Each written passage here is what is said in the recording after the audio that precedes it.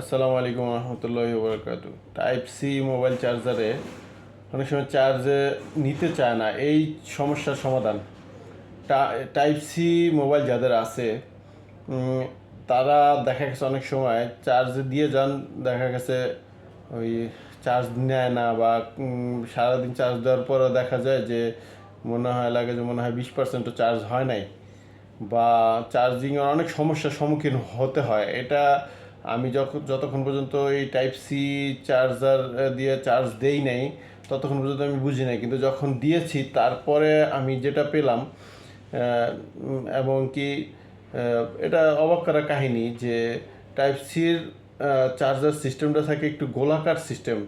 এটার মানে ভিতরে কোনো কাটা সিস্টেম থাকে না, যেটা টাইপ বিতে থাকে। যে কাটা সিস্টেম থাকলে দেখা গেছে যে কোনো ধরনের সুতা আপনার আটকে থাকে না বা আটকায় না, বা সুতা আটকে ওখান থেকে বের হয়ে যায় না। কিন্তু টাইপ সিটায় যে কোনো ধরনের সুতা ঢুকে যায়, ছোট্ট ধরনের সুতা বা তুলা জাতীয় জিনিস আপনার টাইপ সি চার্জার সেটের ভিতরে এটা ঢুকে যায়, খুব সহজে ঢুকে যায়। এই ঢুকে যাওয়ার দরুন কি হয় যে এরকম ধূলিকণার মতন তুলা জাতীয় জিনিস, এগুলো দেখা গেছে 3-4 মাস বা 5 মাসের মাথায় 5-6 মাস 3-4 মাসের ভিতরে দেখা গেছে ধুলাবালিতে থাকলে বা কাপড়ের এই সমস্ত তুলা অনেক সময় ওই চার্জারের ফাঁক দিয়ে ঢুকে যায়, যার দরুন দেখা গেছে আমরা যখন চার্জ দিতে যাই তখন অনেক ধরনের বিড়ম্বনার শিকার হই। এমনকি অনেকে বিরক্ত হয়ে যায় যে দূর, এটা মানে একটা সমস্যা হয়ে যায়। তো আমি যেটা দেখলাম যে আমার একবার এরকম মোবাইলের সমস্যা হয়েছিল। তো মোবাইলের সমস্যা হওয়ার পরে মানে খুব দুশ্চিন্তা বোধ করতাম যে কিরে, মানে চার্জ দিলে চার্জ নেয় না, আবারও চার্জ নেয়, আবার কিছুক্ষণ পর দেখা যায় যে চার্জ নেয় না।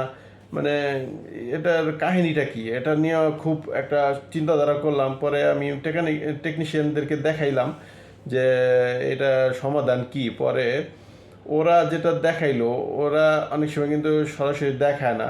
তো এটার সমাধান হলো, অনেক সময় অনেকে টাকা পয়সা নেয়, 100-200 টাকা নিয়ে পরে ঠিক করে দেয়।